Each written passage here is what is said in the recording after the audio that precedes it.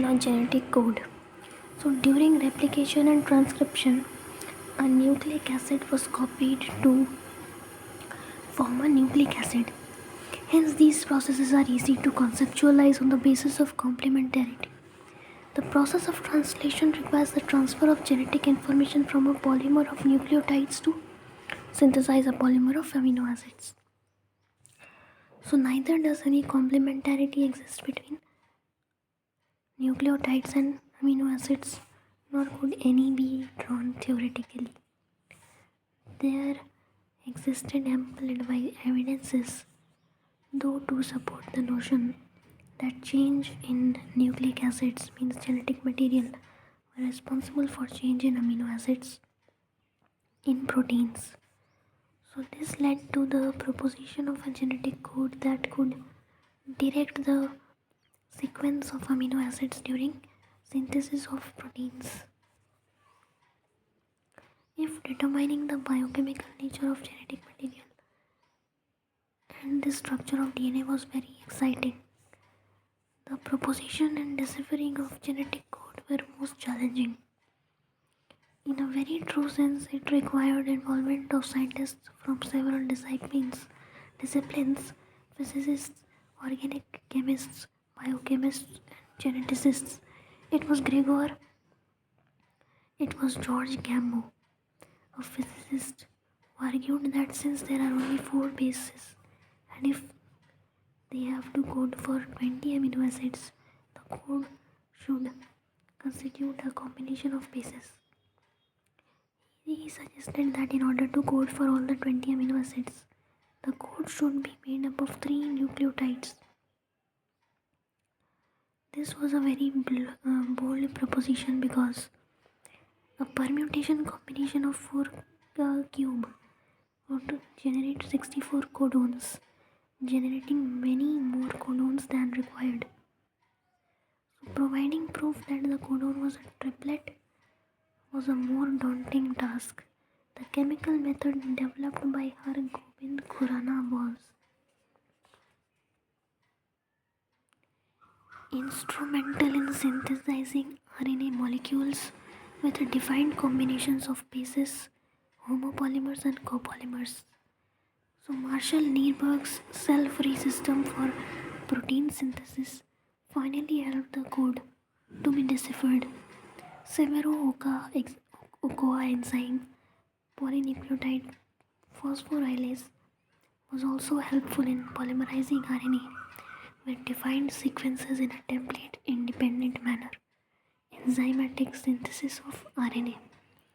Finally, a checkerboard for genetic code was prepared, which is given in the table.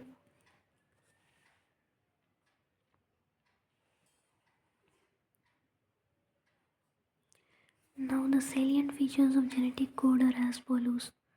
Codon is a triplet, means 61 codons code for amino acids and 3 codons do not code for any amino acids, that is, they function as stop codons. Some amino acids are coded by more than one codon, hence the codon is degenerate. The codon is read in mRNA in a contagious fashion. There are no punctuations. Codon is nearly universal. For example, from bacteria to human, UUU would code for phenylalanine. Some exceptions to this rule have been found in mitochondrial codons and in some protozoans. AUG has dual function. It codes for methionine and it also acts as an initiator codon. UA, UAG and UGA are stop terminator codons. If following is the sequence of nucleotides in mRNA, predict the sequence of amino acids coded by it. So this you have to code with the help of this one.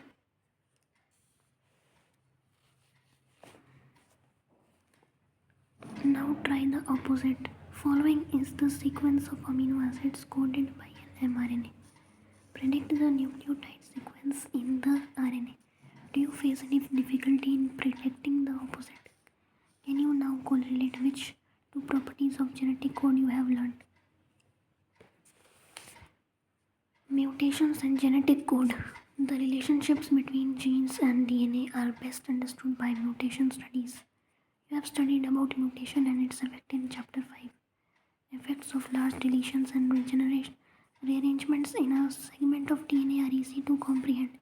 It may result in loss or gain of a gene and so has a function. The effect of point mutations will be explained here. A classic example of point mutation is a change of single base pair in the gene. For beta globin gene, that results in the change of amino acid residue glutamate to valine. So it results into a diseased condition called as sickle cell anemia. Effect of point mutations that inserts or deletes a base in structural gene can be better understood by the following simple example. Consider a statement that is made up of the following words, each having 3 letters like genetic code. Ram has red cap. If we insert a letter B in between HAS and RED and rearrange the statement, it would be read as follows. Ram has bread cap. Similarly, if we now insert the 2 letters at the same place, say PI, now it would be read as Ram has bir EDC AP. Now we insert 3 letters together, say big. The statement would be read as Ram has big red cap. The same exercise can be repeated by deleting the letters RED one by one and rearranging the statement to make a triplet word. So the conclusion from the above exercise is very obvious. Insertion or deletion of one of the 2 bases changes the reading frame from the point of insertion or deletion.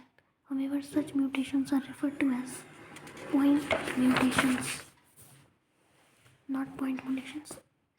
Frame shift, insertion or deletion mutation.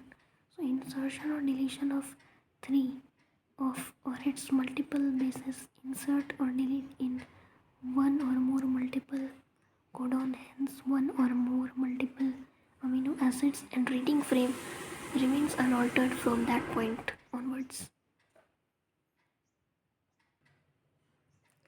Now tRNA, the adapter molecule. From the very beginning of the proposition of code, it was clear to Francis Crick that there has to be a mechanism to read the code and also to link it to the amino acids, because amino acids have no structural specialities to read the code uniquely. He postulated the presence of an adapter molecule that would on one hand read the code and on the other hand would bind to specific amino acids. The tRNA, then called as sRNA, soluble RNA, was known before the genetic code was postulated. However, its role as an adapter molecule was assigned much later. So tRNA has an anticodon loop that has bases complementary to the code, and it also has an amino acid acceptor end to which it binds to amino acids. tRNAs are specific for each amino acid. For initiation, there is another specific tRNA that is referred to as initiator RNA. There are no tRNAs for stop codons. In this figure, the secondary structure of tRNA has been depicted that looks like a clover leaf. In actual structure, the tRNA is a compact molecule which looks like inverted L.